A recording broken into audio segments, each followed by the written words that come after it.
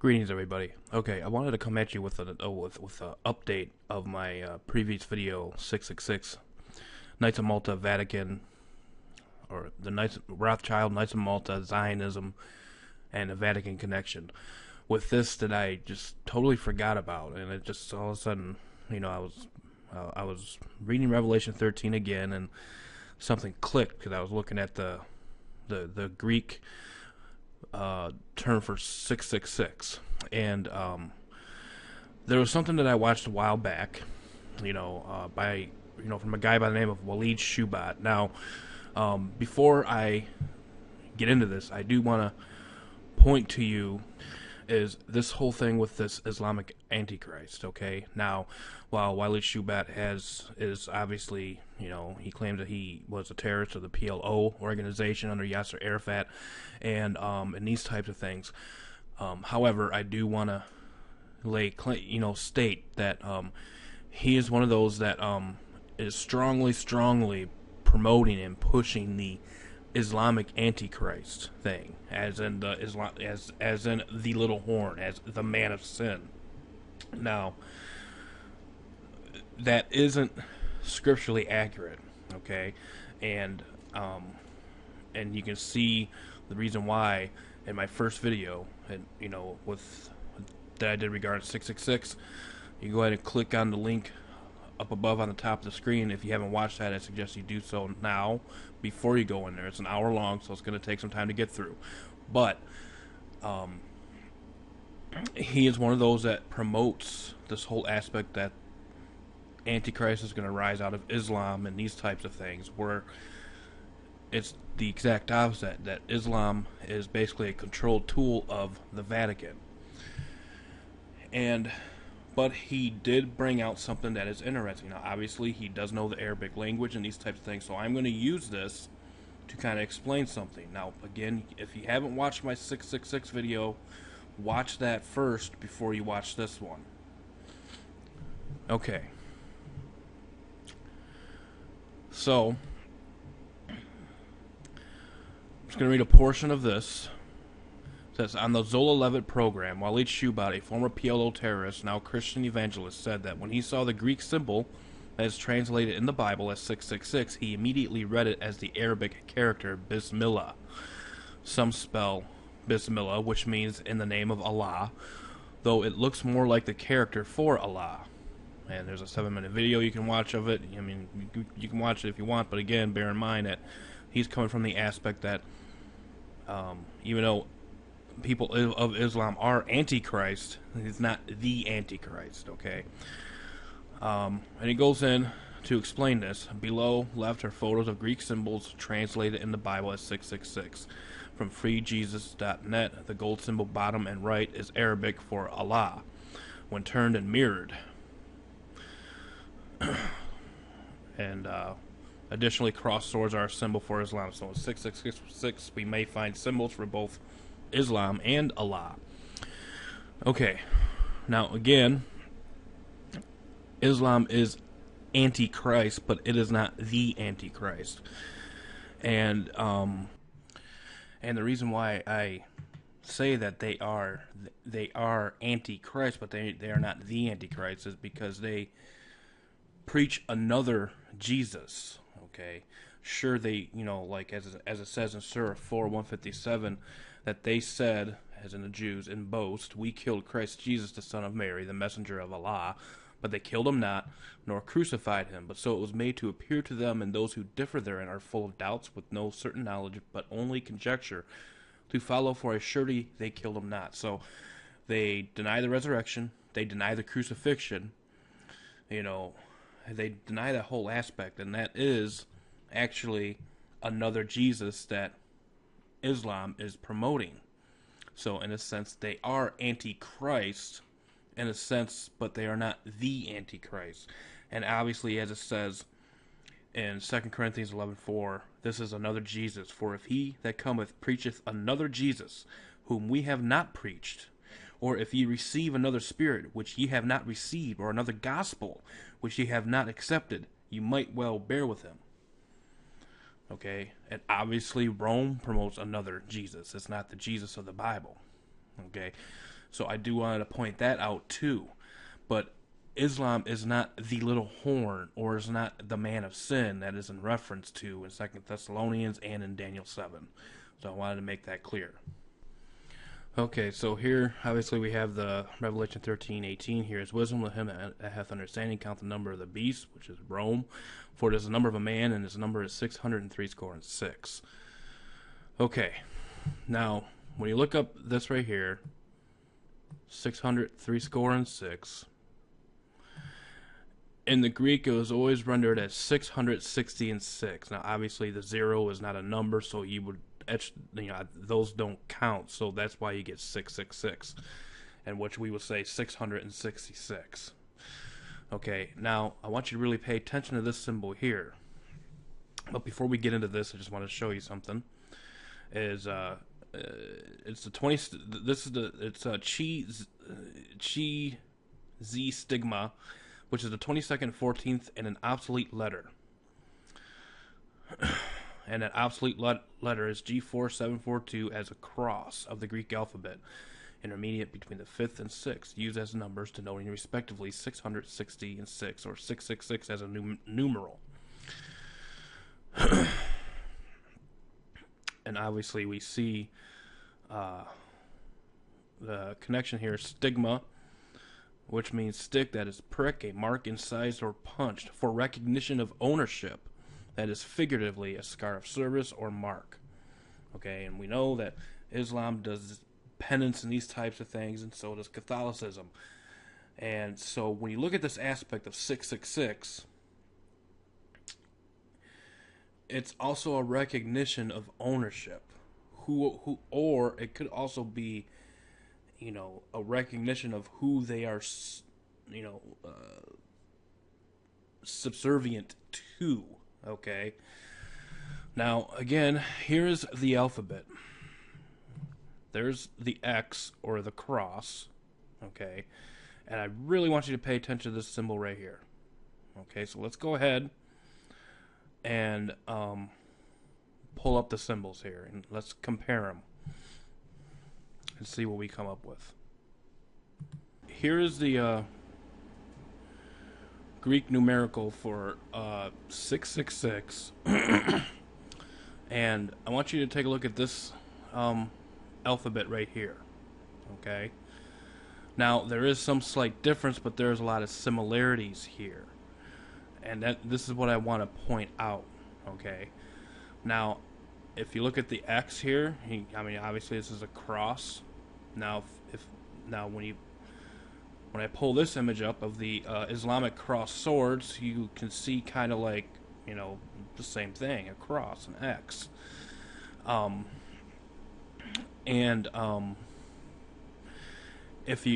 And likewise with these other pictures here, you can almost see a resemblance.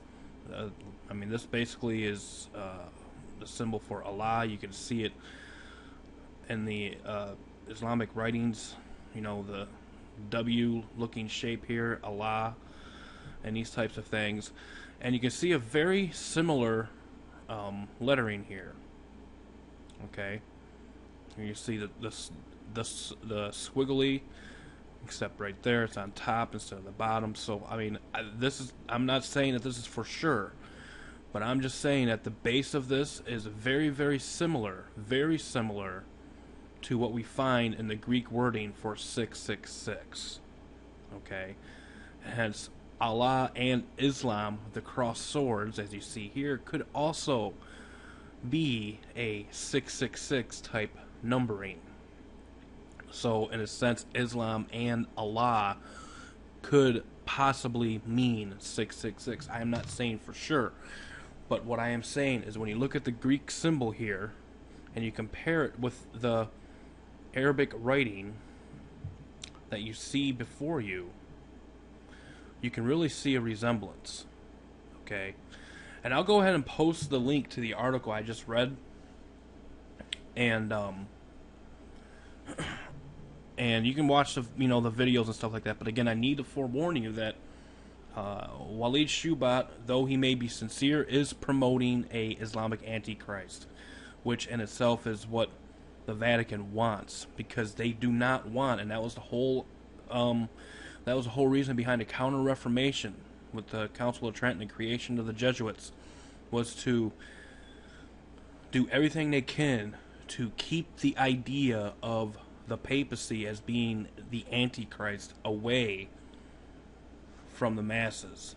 And they have done a spectacular job with all of these theories that are out now and everything. But we have to go back and we have to realize that it is the papacy, it is Rome that is, part of the mixture of iron and clay. And so it is the papal system that is the Antichrist. And again, the reason why I bring this up, and if this does have a numerical value of 666 according to the Greek, then what does this mean? Well, it actually is another confirmation that Islam is another tool or another military arm, an open military arm for the Vatican.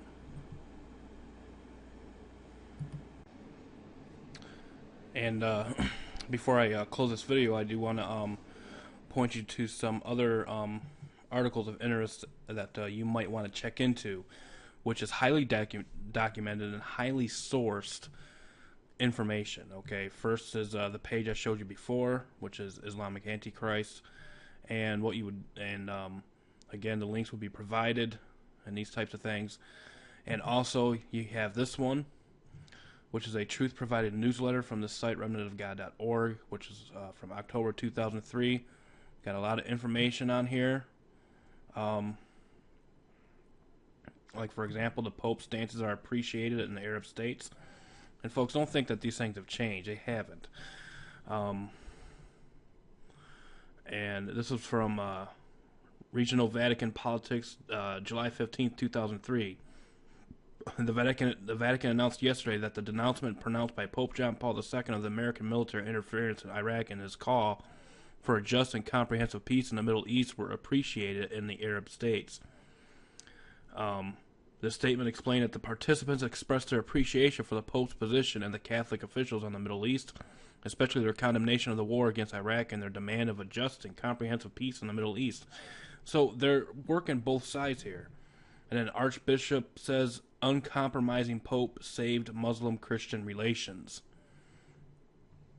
I mean, there's a wealth of information here. New York Catholics, Muslims pledge cooperation. I mean, documents over and over again. Here you see the Pope kissing the Quran. And these types of things. Here is some verses from the Quran that this letter provides. And basically what the Jesuits did in the time of the Reformation is what Islam is doing today in the open persecution of unbelievers of their respective religions, be it Islam or Catholicism and these types of things. They're basically doing the open, the open military onslaught, whereas the Jesuits have basically moved into a secret type aspect, and the aspect of what's the word I'm looking for? Infiltration and these types of things. Here's another one you can go and check out. The Pope and Islam. A lot of information here. And everything here, you click here for article updates. It was recently updated on the 20th of 14. And everything that's highlighted in blue is hyperlinked. So you can go and click on these. Okay? I mean, there's so much similarities, it's not even funny. Roman Catholic popes teach Mary worship. The Muslim Quran has Mary mentioned 34 times. Roman Catholics pray to Mary. Muslims pray to Mary. The Vatican admitted on March 12, 2000 that the Roman Catholic Church killed Christians and Jews for 1,260 years. And these types of things. I mean, it goes on and on and on. A wealth of information that you can get to basically pretty much prove without a shadow of a doubt that this is the case. Okay? Vatican supports call to teach Islam. Future holds lasting alliance with Islam. And all of this the Vatican is promoting. um,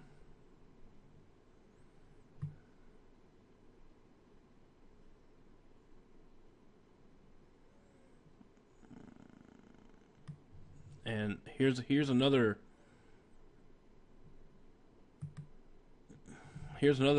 interesting read that you might want to check into, by Alberto Rivera, how the Vatican created Islam. Okay, all of this can be sourced from all of these links that is provided. I mean, unprecedented amount of evidence. I mean, it will probably take you a while to get through, to basically prove that, again, Islam is nothing more than a military tool in the aspect of the whole Hegelian principle of thesis and antithesis. Everything is basically all in order to basically restore the temporal power to the papacy and these types of things. Okay, so you have to bear that in mind when you're looking at the aspect of Islam. You know, obviously they are so open in what they do, that it's almost too convincing. Okay, but at the same time, we have to look at everything from a scriptural standpoint, and we have to remember that Islam didn't even come to power till 600 AD, roughly around the 600 AD period. All right, and that's one thing we have to consider. And then also the lettering, and comparing the Arab lettering for Allah and Islam, how it has a very, very close correlation to the Greek version of 666. And again, if you haven't seen the video that I posted about 666, Rothschild, Zionism, Knights of Malta, Vatican connection, to see who is at the helm of everything, you need to watch that, because if this is true, and if the Arabic lettering matches the Greek, and it means 666, then again, all of this stuff here that I just showed you, everything here is just more confirmation that, the Vatican is in full control of the religion of Islam, and they are actually working together, instead of what you may seem to be seen on the media as being polar opposites, but they are not. Okay, so again, I hope this has been insightful and helpful to you. So until next time, truth be told, truth be known, stay safe, God bless, and thank you for watching.